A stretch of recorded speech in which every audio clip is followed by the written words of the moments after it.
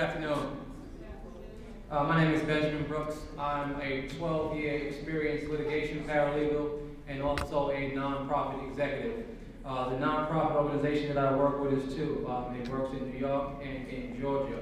The nonprofit is called the National Alliance of Prisoners and Parolees because we understand the detrimental impact that incarceration is having in the African American community. As a litigation paralegal, I've come across a wide range of legal issues and assisting people who couldn't afford to access the courts. I've also served boutique law firms who weren't able to provide or write briefs for themselves. So I have experience in terms of the law. The legislative process, I'm familiar with that, and I understand how sometimes legislatures will write bills and they're actually unconstitutional.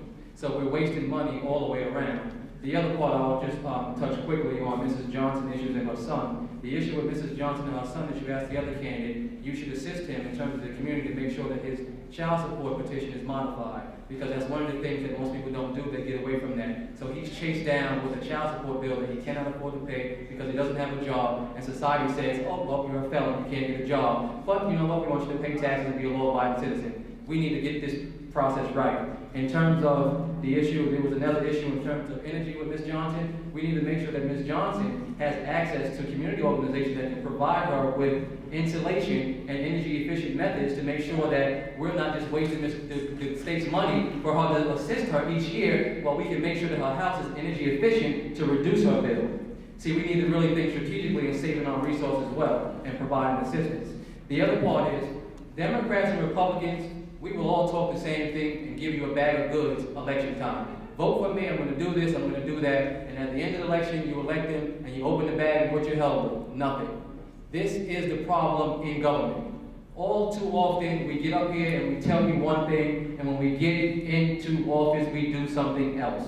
It's a problem, and I encourage each one of you to familiarize yourself with the Constitution and the process called recall. That's your power. You recall these deadbeat legislatures who don't do what they need to do and tell you they're doing one thing, you recall them. It's your right. So you guys have to get involved with this process and take it very seriously. Education, I have a plan for that, to work with that from K through 3rd. Literacy in our state is down. So we need to make sure that from K through 3rd, our children have the fundamental literacy foundation, and make sure that we have education indicators to measure their intellectual growth as they grow from K through 3rd. So by the time they get to 4th grade, they're not ready to drop out as they get to 6th grade and off to the juvenile justice system and the criminal justice system and human trafficking. There's a lot of issues that we need to do, and it's not an ideological issue, because that's just party issue. We need to know, Democrat or Republican, it's your agenda. You put your agenda together in your community, you push your agenda on Democrats, Republicans, and you make them work for you. If they don't, it's called recall. You recall them and get them out of office. Okay, lots of passion.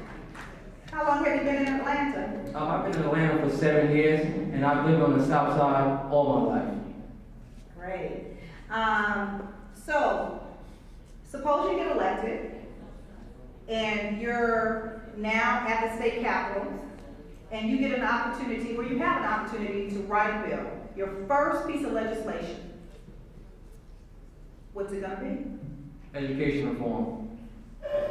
My bill for education reform is going to make sure that we have quality teachers in our school, because we have to measure and make sure that our teachers are capable of teaching our students. And we have to make sure that our teachers have the resource and that they're operating with a contract. In some of our counties in the state, teachers are operating without contracts, and the superintendents and Board of Education is threatening, telling them you just need to go and work and do what you got to do. So I will make sure that education is a priority. My second bill will be transportation, because everyone's saying that transportation can't be done. Thank you very much.